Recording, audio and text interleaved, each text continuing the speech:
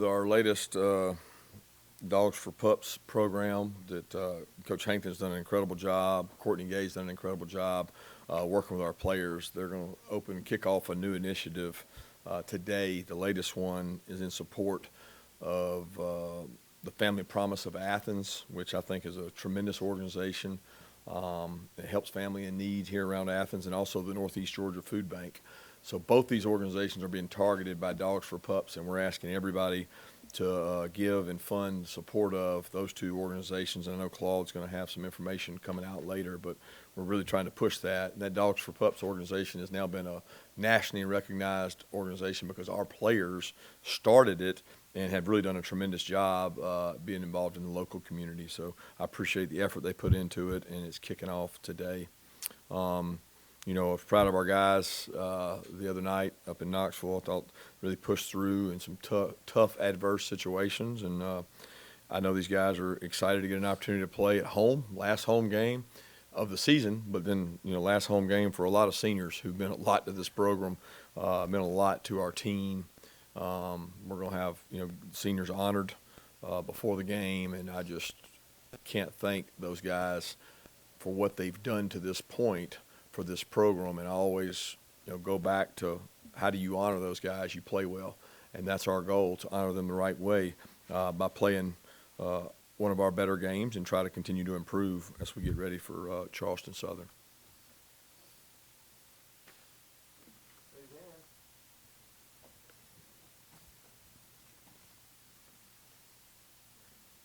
Kirby, with the whole COVID year thing, I mean, is it clear who the seniors are that are leaving? Do they is there some kind of declaration based on who's going to be recognized and who's not? Yeah, I'm glad you asked the question because I was going to try to clarify, but I figured basically we had the same thing last year, and we didn't get an opportunity to do it because of was it the Vanderbilt game? I guess we were supposed to honor them, and we basically said that if you're fourth year or beyond, that you have that opportunity, but it doesn't declare because they're not ready to declare like what they're doing. So Devontae, Justin Schaefer, all those guys, Julian, they were going to walk in that game. It was actually like right about this time, I guess, so that we were preparing for them to walk, and they decided to say, we don't want to force those guys to make a decision before they have to. So we're going to honor those guys that choose to walk, and a lot of them may decide to come back. A lot of them have an extra year of eligibility, but we're not crossing that bridge yet. We would rather them go ahead and go walk and then make the decision. If they walk twice, then great. They got a special opportunity. Different times we're in these days, obviously, so I would rather err on the side of all you guys go walk and then decide what you want to do than not walk and possibly miss the opportunity. So that does not include third-year juniors. That's a different element because those guys will decide after the season. But we're talking about guys that have years remaining, and there's quite a few of them that do. Kirby, one of those seniors is Adam Anderson. He's still incarcerated. Have you had an opportunity to go visit him or have any kind of communication with him since he's been incarcerated? Again, I'm not allowed to talk much about it. I've spoken to Adam, but that's the extent of it, and that's really all I can talk about. Coach, just I guess a housekeeping question from the other night. It did seem a lot of your frontline defense starters played the entire game. Was that just by design, just the way the game was going? Because it did seem a little different than what you've done in previous games in the big league.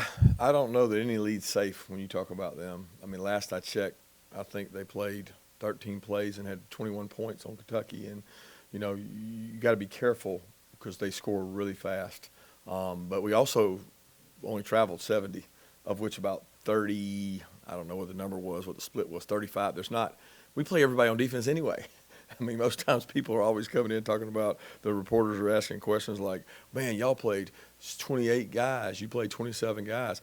We had, a couple guys that were down during the game with either injuries or the flu, talking about Jalen Carter. We only had so many left, and we were playing those guys. So, to me, I mean, you're playing that group, and they can score fast. I'm not taking anything for granted. We're going to play our best guys and try to win the game. Kirby, you mentioned the flu. How's the team doing with that? Excuse me. And how disruptive was it to have some of the guys, I guess, fly separately, eat separately? No, it's not disruptive. I mean, it's just the nature of the beast. I mean, when you're flying, you're really flying by yourself anyway because every person has headphones on and they're doing their own thing. So it's not like you even notice. We have to take 2 planes. That's probably more disruptive than having the third one, because we had a few guys go on the third one, but I don't look at it as disruptive at all, because it's really what you make of it. But we're dealing with some of the repercussions of it now. We've got some guys that are maybe just getting over the flu and just getting the flu. We've probably got 7 or 8 guys right now that are not going to be able to practice today, but think they'll be back by tomorrow. Kirby, from a philosophy standpoint for the uninitiated who haven't been through it, kind of walk me through the positions, why some rotate and some don't. You use the same 5 offensive linemen, but you change out defensive linemen. You keep the same cornerbacks, but you rotate wide receivers. Safety stay the same, but running backs rotate. So if you could kind of just give me the coaching philosophy behind why some rotate and some don't. Well, first answer to that is, what do you have? What's available there? Okay, the philosophy usually is on the pounding with the backs. A safety doesn't take the same number of hits that a back does. The taxation of cardio on a defensive lineman is way different than an offensive lineman. Offensive lineman controls his play speed, his cover down, his effort, where a defensive lineman is covering down, running, chasing balls, especially in a game like that. You want to roll more. So we've always had the philosophy here, and it's been a philosophy of our coaching staff, that you want to have 6 to 7 defensive linemen that roll and play, talking about the front 4. Different at corner. Those guys are supposed to be in the best shape they can possibly be in, and they play. Some people don't rotate receivers at all. LSU's year, they went and did all the numbers. We studied it. They had 4 receivers, I think, play almost all of their meaningful snaps, meaning when the score was within 2-score game. And we look at that, and we always check and say, how many guys are they playing? Receiver, we like to play 5 guys. We like to play 6 guys. So philosophically, I think everybody's different, but I think across the board, you have to play multiple D linemen. You don't have to play multiple DBs, but if you have guys that are balanced, last year Tyreek and Mark Webb played pretty even. There was a time when DJ Daniel rotated with Stokes and Tyson, because we felt like it kept them fresh, and there were guys that were playing above the line. So every year it's different. It's based on your depth chart, but ours has more to do with where we are right now than anything else. We have depth in the defensive line. We don't have great depth in the secondary. So every position is different. Kirby, talking about these seniors, are there maybe 1 or 2 word attributes or characteristic that you describe that's made this such a strong group? Resilient, I would say, is one of the big ones. They've been through a lot. They've had some ups and downs, but very high quality leaders. The group that seniors loose term right now, because who is a senior? Is it the 4th year, the 5th year, the redshirt juniors? It's all over the place. But the group that sits in the front of this team meeting every day is tremendous in terms of what they've meant to Georgia, how they've approached their work. The Dawgs for Pups, a lot of those seniors have given back to this community. And they don't know the mark they're leaving right now, but they'll look back one day and be really proud of what they were able to do here at Georgia during their tenure. And there's a really good group of them. I tell you, I'm really proud of the way they've pushed through the COVID year, and that was their junior year, most of them. They've done a tremendous job. Kirby, at this point in the year, how have you seen all the cross-training y'all have done in the secondary in terms of different positions pay off? Obviously, you were able to move Chris to star the other night and that kind of thing. Just how is that paying off for y'all at this point in the year? And I guess how have y'all gone about, doing that in practice throughout the year? Yeah, I'll be honest, Chris hasn't cross-trained much. He's played strong and free, but he hadn't played star until last week. We felt like there was a chance we might need him at star, and that's a matchup thing. And he didn't practice a lot of star until last week. But some of the guys have to play multiple positions because we don't have anybody. We don't have another person to put there. So Brenny has to be a safety. Lewis has to be a money. Amir Speed has to be a money and a corner. Kamari has to be able to play star and corner. So you just have to have those so you can get your best guys on the field should you have injuries. Kirby, playing these FCS games, I know that you have an appreciation for what it does financially for those programs, but the value to SEC teams, especially with maybe the schedule expanding when Texas and Oklahoma come in, what is the value to playing these games, and do you favor continuing to play these type of games down the road? It's a seesaw. I mean, you basically answered the question with, do I believe these teams need these games to survive and keep the sport of football alive? Yeah, I do. I think some of these programs would really struggle talking to their athletic directors, talking to their coaches pregame.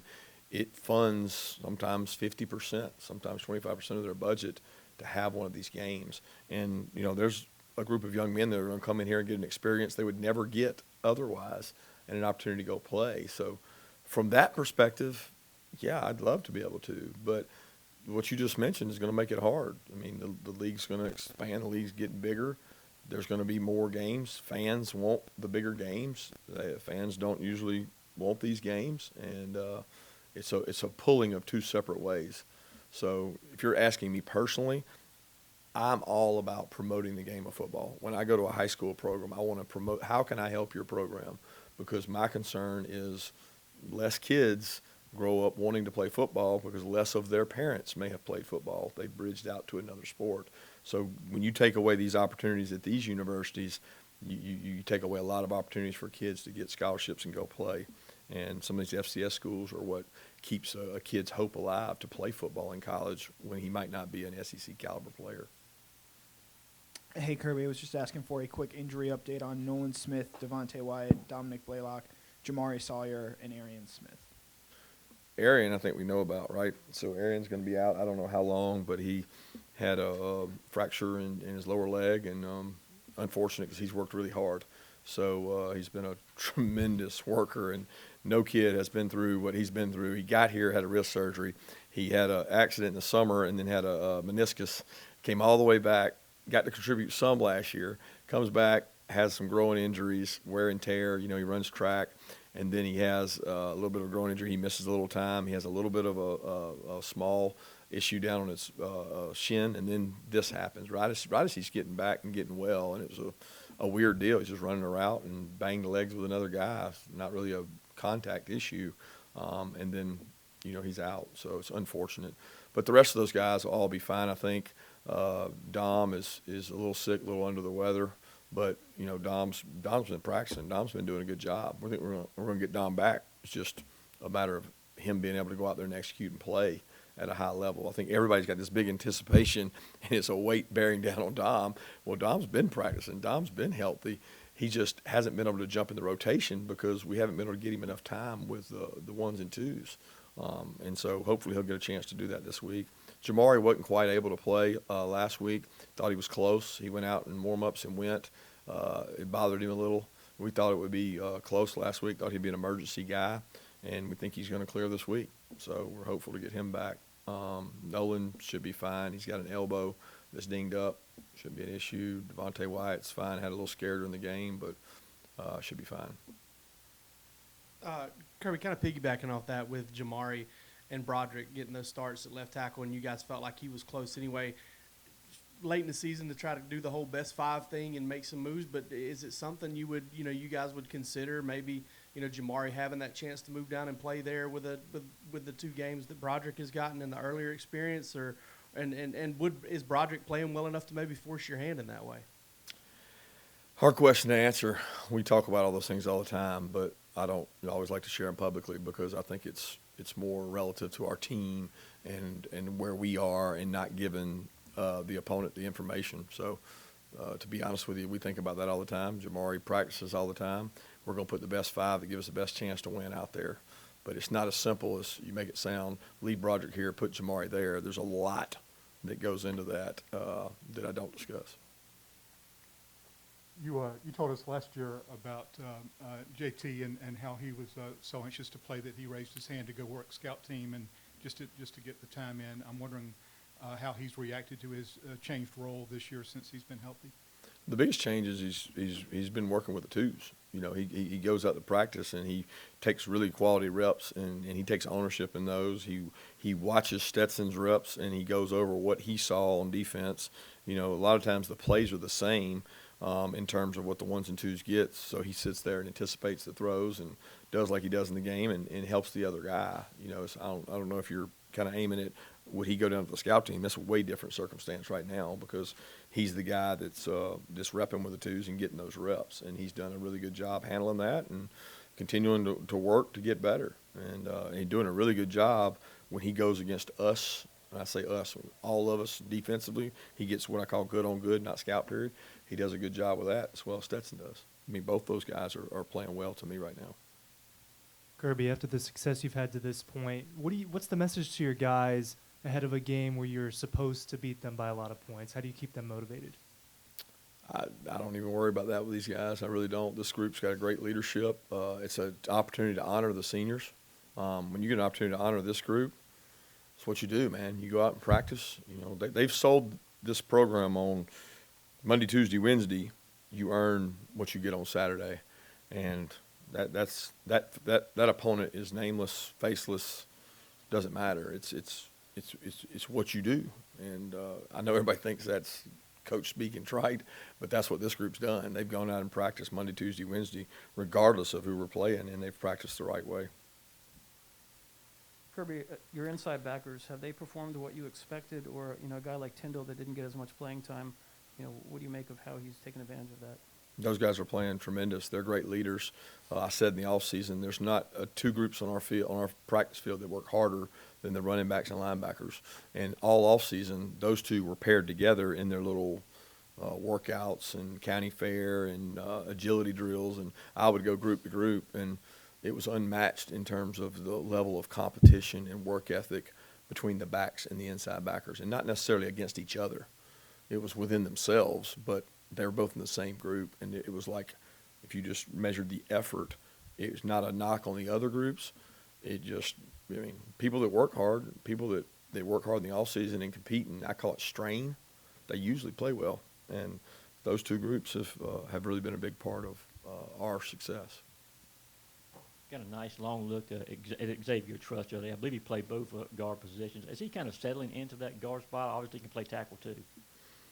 He's been repping a lot there. Almost exclusively has he been repping at guard. So it's something he's continued to get better at. He's got to continue to get better. There were things that need to clean up with him playing there. He does give us a lot of size, but he'd be the first to tell you, he could have played better. It's good he got to get in that action, kind of like Broderick did at Auburn. He got thrown in there and got to play in a tough environment and go in and play. But there's footwork things, ID things, protection things he's got to clean up.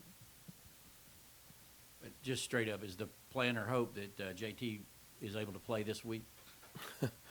Well, again, Chip, I'll address it like I do every week. Our goal is to go out there and get the best quarterback ready to play and go out and play with the best guy. If that presents itself, then absolutely. Straight up, I hope everybody gets to play. I really do. I hope everybody gets to play. But I don't control that. What I control is how we prepare and how we go out and play in the game. So the hope is we go out and play our best game.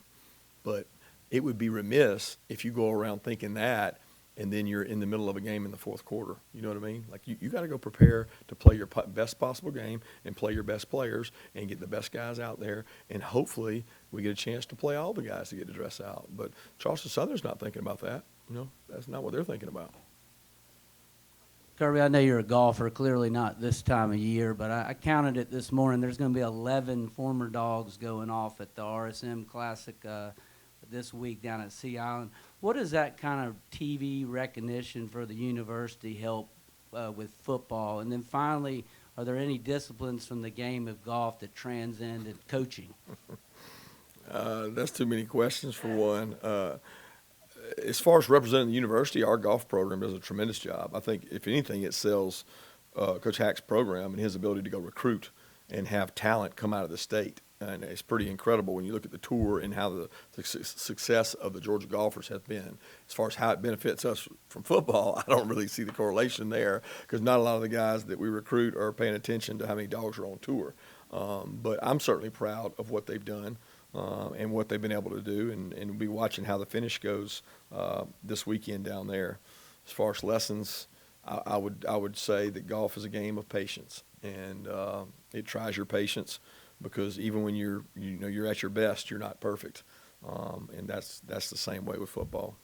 Even when you think you're at your best, you're nowhere near perfect. There's no such thing as a perfect golf round, and there's certainly not a perfect football game. So we're always trying to get better. Kirby, how important or necessary are game snaps for injured guys coming back, whether it's Blaylock, potentially Pickens, anybody leading into that stretch run, starting with the SEC Championship? I think it's really important because of confidence. They need confidence. You know, not only that, but, you know, the guys in front of them need reps too, because most of the guys that have been playing are young players in some of those positions. Maybe not, you know, in Jamari's case, but in George and Dom's place, a lot of those guys are playing their first seasons, whether that's AD, Ladd, Jalen getting more work than he's gotten. We don't have a lot of experience. I mean, even Jermaine is more like a second-year guy in the beginning of the second year because of the time he's missed. So it's important to gain confidence. I think you can get that in a practice, and an older player can get it in practice easier, maybe a George or Dom who's played a lot. But it's important to get those guys back out there. I don't know when that's going to happen. I think everybody just thinks it's like, yo, we'll just put him in. It takes a lot more than that. It takes them getting all the reps. And when you're giving them the reps, you're giving up getting other people the reps. People may wonder, do you guys this time of year normally encourage players to get the flu vaccine? And also, has that hit any of the coaching staff? Yeah, we've had several coaches have the flu here recently, and some players as well. But I think we're 80 or 85% on the flu vaccine. So we had a large number of guys get the flu vaccine, but that's not the perfect indicator for not getting the flu, apparently, because we've had some guys get it that have had the vaccine. But we encourage it to the players and leave it up to them. And we've just had a tough run here in the last 48 hours or so.